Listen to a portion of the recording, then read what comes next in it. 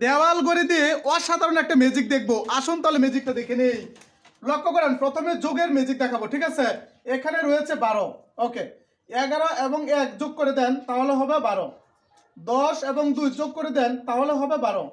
9 এবং 3 যোগ করে দেন তাহলে হবে 12। 8 এবং 4 যোগ করে দেন তাহলে হবে 12। 7 এবং 5 যোগ করে দেন তাহলে হবে 12। 6 এর সাথে আরো 6 যোগ করলে হবে 12। তাহলে আমি প্রথমে যোগের একটা ম্যাজিক দেখালাম, ঠিক আছে।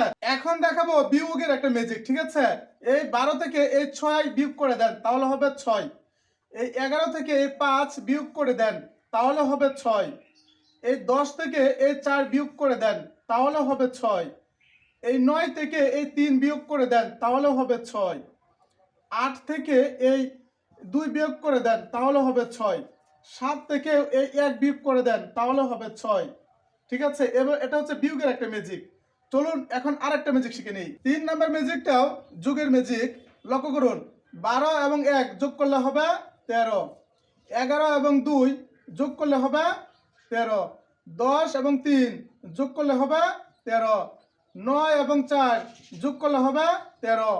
8 এবং 5 যোগ করলে হবে 13। 7 এবং 6 যোগ করলে হবে 13।